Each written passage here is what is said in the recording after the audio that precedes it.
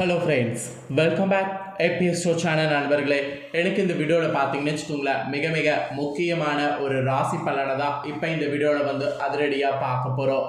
அது என்ன ராசி பலன் அப்படிங்கிறது தம்ப்நெயிலே பார்த்துருப்பீங்க. சுழற்றி அடிக்க போகக்கூடிய அமாவாசைன்னு. ஆமாங்க, கரெக்டாக பார்த்தீங்கன்னு வச்சுக்கோங்களேன், ஜூன் மாதம் 5ஆம் தேதி அன்னைக்கு, ஜூன் மாதம் கிடையாது, ஜூலை மாதம் 5ஆம் தேதி அன்னைக்கு ஆணியுடைய 21வது நாள் வெள்ளிக்கிழமை அமாவாசையானது வருதுங்க. ஆணியில் வரக்கூடிய அமாவாசைங்க. இந்த அமாவாசைக்கு பிறகு நிறைய கிரக மாற்றங்கள் ஏற்படும். அந்த கிரக மாற்றங்கள், கிரகநிலைகள் உருவாகக்கூடிய அடிப்படையில் மேசராசியிலிருந்து மீனராசி வரை இருக்கக்கூடிய ராசிக்காரங்களுக்கு தலையெழுத்து மாறும். அப்படி மாறக்கூடிய தலையெழுத்தை டெய்லியும் ஒவ்வொரு ராசிக்காரங்களுக்கும் நான் இனி ஷேர் பண்ண போகிறேன். அதை இன்றைக்கி இந்த வீடியோவில் ஃபஸ்ட்டு மேசராசியிலேருந்து ஸ்டார்ட் பண்ணுறேன். தொடர்ந்து உங்கள் சப்போர்ட்டை கொடுங்க. இந்த அமாவாசைக்கு பிறகு சுழற்றி அடிக்கிற மாதிரி என்ன சம்பவம் கண்டிப்பாக நடக்கும் அப்படிங்கிறத மேச ராசிக்காரங்க இந்த வீடியோவில் தெரிஞ்சுக்குங்க. அதுக்கு முன்னாடி ஆணி அமாவாசையுடைய சிறப்பையும் ஆணி அமாவாசையில் கிரகநிலைகள் என்ன மாதிரி உருவாயிருக்கு அப்படிங்கிறதையும் பார்க்கலாம் வாங்க. ஒவ்வொரு ஆண்டுமே தேவர்களுக்கான பகல் காலம் பார்த்திங்கன்னு வச்சுக்கோங்களேன், தை மாதம் தொடங்கி ஆணி மாதத்தில் முடியும். அந்த வகையில் ஆணி மாதம் வரக்கூடிய அமாவாசை தேவர்களுடைய பகல் காலத்தில் வரக்கூடிய கடைசி அமாவாசை ஆகும்.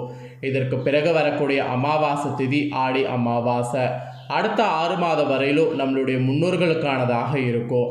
அதாவது நம்மளுடைய முன்னோர்கள் தேவர்களுடைய இரவு காலத்தில் நம்மளை காத்தருள்வார்கள் என்பது ஐதீகம்.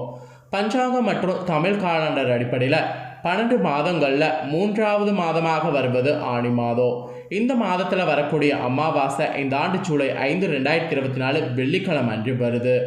ஆணி மாத அமாவாசை உத்தராயண காலத்தின், அதாவது தேவர்களுடைய பகல் காலத்தில் கடைசியாக வரக்கூடிய அமாவாசையாகும். இந்த ஆணி அமாவாசை திதி மற்றும் எந்த நேரம் கரெக்டாக இருக்குது அப்படிங்கிறதையும் சொல்கிறேன், அதையும் தெரிஞ்சுக்குங்க. கரெக்டாக 2024 ஜூலை மாதம் 5ஆம் தேதி அன்னைக்கு 4:55 மணிக்கு விடியற் காலையில் அமாவாசை ஸ்டார்ட் ஆகுது, வெள்ளிக்கிழமை அன்று ஸ்டார்ட் ஆகி மறுநாள் சனிக்கிழமை ஜூலை 6ஆம் தேதி அதே 2024 5 மணிக்கு விடியற் காலையில் பார்த்தீங்கன்னு வச்சுக்கோங்களேன் முடிவடையுது. வெள்ளிக்கிழமை ஸ்டார்ட் ஆகி சனிக்கிழமை அமாவாசை முடிவடைகிறது. ஒரு நாள் முழுக்க அமாவாசை திதி நிறைந்து இருக்கு. அதில் வெள்ளிக்கிழமை அப்படிங்கிறதுனால வெள்ளிக்கிழமையில் பார்த்திங்கன்னு வச்சுக்கோங்களேன், நம்ம மதிய நேரத்துக்கு அமாவாசை திதி கொடுக்கறது, தர்ப்பணம் கொடுத்து அவங்கள வழிபாடு செய்கிறது, இதெல்லாம் பண்ணலாம். ஸோ அதுக்கப்புறம் கிரகநிலைகள்னு பார்க்கும்போது இந்த டைம் எப்படி இருக்குன்னா, கிரகங்கள் பயிற்சி நிறைய இருக்குங்க. அதை விட கிரக மாற்றங்களும் இந்த அமாவாசையில் நிறைய வருதுங்க. ஸோ அதெல்லாம் இப்போ நான் உங்களுக்கு ஷேர் பண்ணுறேன். ஸோ மேச ராசிக்காரங்க தொடர்ந்து உங்கள் ராசிக்கு என்னங்கிறத இந்த வீடியோவில் தெரிஞ்சுக்குங்க. ஸோ தெரிஞ்சு அதற்கேற்ப பார்த்திங்கன்னு வச்சுக்கோங்களேன் நடந்து பலனடைங்க. ஃபஸ்ட்டு இந்த அமாவாசையில் கிரகநிலைகள் உங்களுக்கு என்ன மாதிரி அமைஞ்சிருக்கு அப்படிங்கிறத சொல்கிறேன். கிரகநிலை அமைஞ்சதை தெரிஞ்சுக்குங்க. இந்த அமாவாசைக்கு பிறகு ராசியில் சந்திரன் செவ்வாய் இருக்க போகிறாரு. தனவாக்கு குடும்பஸ்தானத்தில் குரு இருக்கிறாரு.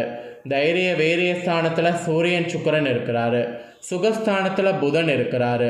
ரணருண ரேகஸ்தானத்தில் கேது இருக்கிறாரு. லாபஸ்தானத்தில் சனி வக்ரத்தோடு இருக்க போகிறாரு. அயனசைன போகஸ்தானத்தில் ராகு இருக்க போகிறாரு. இந்த மாதிரியெல்லாம் கிரகநிலைகள் பார்த்திங்கன்னு வச்சுக்கோங்களேன் இந்த அமாவாசையில் இருக்கும். அமாவாசைக்கு பிறகு கிரக மாற்றங்கள் இந்த டைம் இருக்குது. அமாவாசைக்கு பிறகு ஜூலை 7ஆம் தேதி அன்னைக்கு சுக்கிரன் தைரிய வீரிய ஸ்தானத்திலேருந்து சுகஸ்தானத்துக்கு மாறுவார். சுக்கிரன் மாறினதுக்கு அப்புறமா செவ்வாய் பார்த்திங்கன்னு வச்சுக்கோங்களேன் ஜூலை 11ஆம் தேதி ராசியிலிருந்து தனவாக்கு குடும்பஸ்தானத்துக்கு மாறுவார். அப்புறம் அமாவாசை முடிந்து 16வது நாள் வரக்கூடிய அந்த ஜூலையில் சூரியன் தைரிய வீரியஸ்தானத்திலேருந்து சுகஸ்தானத்துக்கு மாறுறாரு. இப்படி கிரகமாற்றங்கள் இந்த அமாவாசைக்கு பிறகு வரும். கிரகநிலைகள் கிரகமாற்றங்கள் இந்த அமாவாசைக்கு பிறகு இருக்கிறதோட அடிப்படையில் 20 நாட்கள் மேச ராசிக்காரங்களுக்கு இந்த மாதிரி தான் இருக்கும் என்று உங்களுக்கு பலன்களானது சொல்லப்பட்டிருக்கு. ஸோ அந்த பலன்களை தான் இப்போ இந்த வீடியோவில் உங்களுக்கு எக்ஸ்பிளைன் பண்ண போகிறேன். ஸோ அமாவாசைக்கு பிறகு உங்கள் ராசிக்கு அதிர்ஷ்டமா இல்லை ஆபத்தா அப்படிங்கிறத தெளிவாக இந்த வீடியோவை நோட் பண்ணி தெரிஞ்சுக்குங்க. வாங்க பலன்கள் என்னங்கிறத பார்க்கலாம். பொருளாதாரத்தில் கெட்டிக்காரர்களாக இந்த அமாவாசை உங்களை மாற்ற போகுது. இந்த அமாவாசை உங்கள் பிடிவாதத்தை விட்டு சற்று இறங்கி வாருங்க. அதுதான் உங்களுக்கு பொதுவாகவே நல்லது. உங்களுக்கு நல்ல பெயர் கிடைக்கிறதுக்கெலாம் அது ஒன்று தான் வழி. வாகனம், இயந்திரங்கள், நீர்நிலைகள் இதெல்லாம் வேலை செய்யும்போது அமாவாசைக்கு பிறகு கவனமாக இருக்க வேண்டியது அவசியம். சோம்பல் கூடவே கூடாது. சோம்பல் இருந்ததுன்னா மேலும் மேலும் உங்களுக்கு தோல்விதான் வருமோ தவிர வெற்றி வராது. அதனால் இந்த அமாவாசைக்கு பிறகு சோம்பல் கூடவே கூடாது. தாயாருடன் நல்ல இணக்கமான சூழ்நிலை உங்களுக்கு நிலவும். இந்த அமாவாசைக்கு பிறகு தாயாரோடு நல்ல மனவிட்டு பேசுங்க. எந்த அளவுக்கு மனவிட்டு பேசுகிறீங்களோ அந்த அளவுக்கு உங்களுக்கும் உங்கள் தாயாருக்கும் பார்த்தீங்கன்னு வச்சுக்கோங்களேன், பாண்டிங் ரொம்ப ஸ்ட்ராங்காகும். ஆக மொத்தம் இந்த அமாவாசைக்கு பிறகு நீங்கள் ரொம்ப கவனமாக இருக்கணும் என்று எச்சரிக்கை இதன் மூலிமா சொல்லப்பட்டிருக்கு. அதாவது இந்த தாள்கள் கிரகநிலைகள் மூலிமா உங்களுக்கு குறிப்பிடப்பட்டிருக்கு. குடும்ப ரீதியாக பார்க்கும்போது கூட இந்த அமாவாசைக்கு பிறகு சின்ன சின்ன கருத்து மோதல்கள்லாம் மறையும். கடன் கொடுப்பதற்கு முன் ஒரு முறைக்கு இருமுறை யோசிங்க. வாக்கு கொடுப்பதற்கு முன் யோசனை செய்து கொடுங்க. காப்பாற்ற முடியாமல் போகலாம், அதுக்காக தான் சொல்கிறேன்.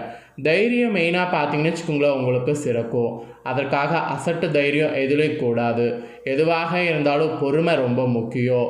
இளைய சகோதரமிடந்து அனுகூலம் உங்களுக்கு கிடைக்கும். வீடு மனை வாகன யோகம் உண்டு, அதெல்லாம் பயன்படுத்தி கொள்ளுங்க. இந்த அமாவாசைக்கு பிறகு யோகம் இருக்குது, ஆனால் குடும்ப ரீதியாக கொஞ்சம் கேர்ஃபுல்லாகவும் இருக்கணும். அதே போல் உத்தியோகத்தில் இருக்கக்கூடிய உங்கள் ராசிக்காரங்களுக்கு இந்த அமாவாசைக்கு பிறகு உங்களுக்கு பணியிடத்தில் அங்கீகாரமானது கிடைக்கும். ஒரு சிலருக்கு இடமாற்றலாம் நீங்கள் கேட்டது போல் கிடைக்கலாம். இடமாற்றம் கிடைக்கும்போது அதை கரெக்டாக யூஸ் பண்ணிக்க பாருங்கள். ஸோ உத்தியோகத்தில் இருக்கிறவங்களுக்கு இந்த மாதிரி பாசிட்டிவாக இந்த அமாவாசை இருக்கும் என்று சொல்லப்பட்டிருக்கு. இதே தொழில் செய்கிறவங்களுக்கு எப்படி இருக்குன்னா, தொழில் செய்யக்கூடியவங்களுக்கு லாபகரமான முதலீடுகள் இந்த அமாவாசைக்கு பிறகு நீங்கள் செய்தினீங்கன்னா முதலீடு உங்களுக்கு நல்ல முறையில் கிடைக்கும். முதலீடு செய்ய தகுதியானவர்கள் ஆலோசனை பெற்று முதலீடு செய்யணும் என்று மட்டும் அறிவுறுத்தப்படுது. தூங்கும்போது முன்பின் கற்பனைகள், சந்தேகங்கள் உங்களுக்கு தொழில் ரீதியாக இந்த அமாவாசைக்கு பிறகு கூடவே கூடாது. அப்படி நீங்கள் நினச்சிட்டு யோசிச்சுட்டே இருந்தீங்கன்னா தொழில் ரீதியாக நீங்கள் எடுக்கக்கூடிய முடிவு தவறாக முடியும்.